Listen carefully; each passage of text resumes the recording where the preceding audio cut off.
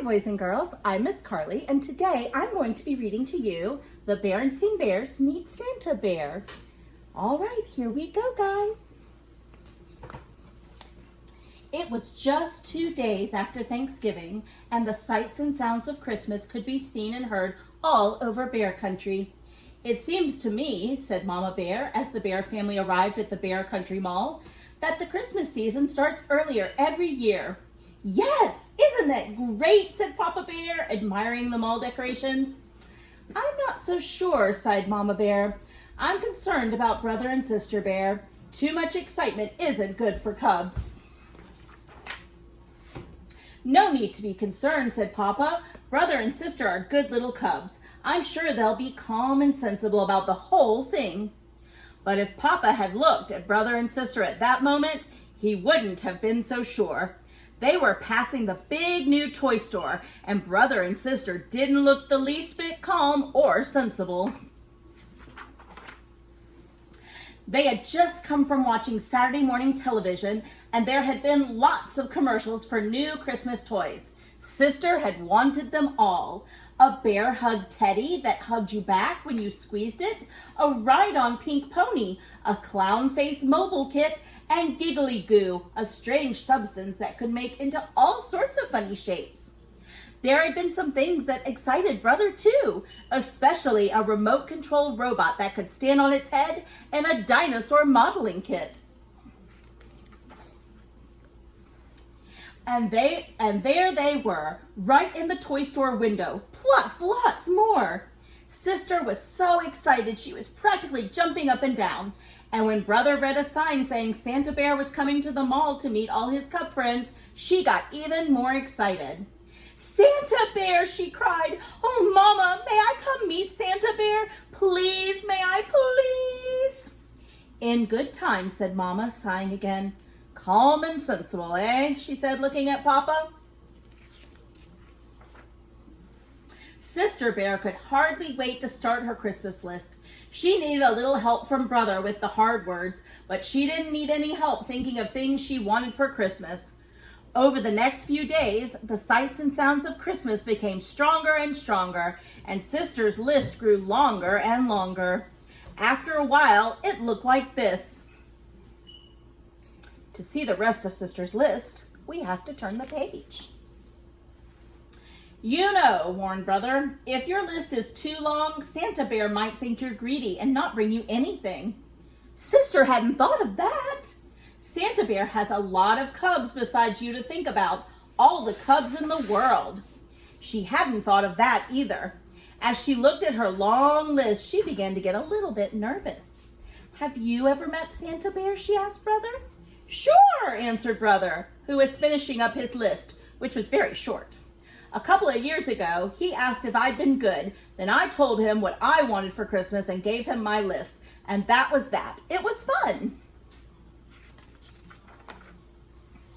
Now Sister was really nervous. She thought of all the times she hadn't exactly been good. The time she and Brother had gotten into a fight and shouted at each other. The time Mama's best lamp had gotten broken and they told a big lie. And the time they had let their room get so messy that Mama had threatened to throw away all their toys. Oh, I wouldn't worry about those times, said Mama, giving Sister a little hug. Santa Bear doesn't expect cubs to be perfect, just good. Then she said, I hope you have your list ready because tomorrow is the day you are going to meet Santa Bear. Sister gulped. It's almost ready, she said. But what about your list for Santa, yours and Papa's? Don't worry about that, sweetie, said Papa. Santa Bear isn't for grown-ups, he's just for cubs. Psst, whispered Brother. Presents for Mama and Papa are our job, silly. Come on, let's see how much money you've got in your piggy bank. Sister had just enough. Brother had enough and a little extra. That evening, Sister made a new list. It looked a lot like Brother's.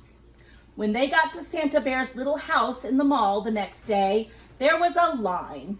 While Sister waited, she began to think about Santa and what a hard job he had. She wondered how he took care of all those cubs. She wondered where he got all those presents. She wondered. Then, before she can wonder another wonder, It was her turn, and she was up on Santa Bear's big lap. "It's very nice to see you," he said in a deep, jolly voice. "Now tell me, my dear, have you been good this year?" "Well," said Sister, taking a deep breath, "I haven't been perfect, but I have been good." Then she told him what she wanted for Christmas and gave her list. Santa gave Sister and every other cub a souvenir coloring book. The cover showed him and his 8 tiny reindeer flying through the starry night. Sister's mind was so filled with thoughts about Santa that she almost forgot about the special shopping she had to do. But Brother remembered. They found just the right presents for Mama and Papa. Sister chose a fine new fur brush for Papa and a lovely new pincushion for Mama. Brother bought Mama a box of her favorite breakfast tea, and for Papa a handy pocket calculator. "Look," said Sister as they were leaving the mall, "another Santa!" She was right. There, ringing a bell, was a rather skinny Santa with a scraggly beard. Beside him was a big iron pot that said, "Help the needy." "That's one of Santa's many helpers," exclaimed Papa. "His job is to collect money to help the needy. Birds who need seed, squirrels who didn't put enough aside for winter." The Bear family all put money in the pot. Sister had spent all of hers and had to borrow some from Mama. Finally, the days and weeks of preparation and waiting were over, and it was Christmas Eve. "You know something, Papa," said Sister as she helped hang the last holly wreath. "I've been thinking about Santa Bear and what a hard job he has. How could he visit every cub in the world in just a single night? Where does he get all those gifts? And besides, how can reindeer fly? And how can the sleigh land if it doesn't snow? And how can Santa come down our skinny little chimney?" Papa took a deep breath, then looked up at the starry sky. "I guess the answer, my dear, is that Christmas is such a special time that very special, almost magical things can happen. And the most magical thing of all is Santa Bear. I'd say he has the best job in the whole world because the joy of giving is what Christmas is all about. I suppose," said Sister, "that Santa could just skip the chimney and come in the front door." "I suppose," said Papa.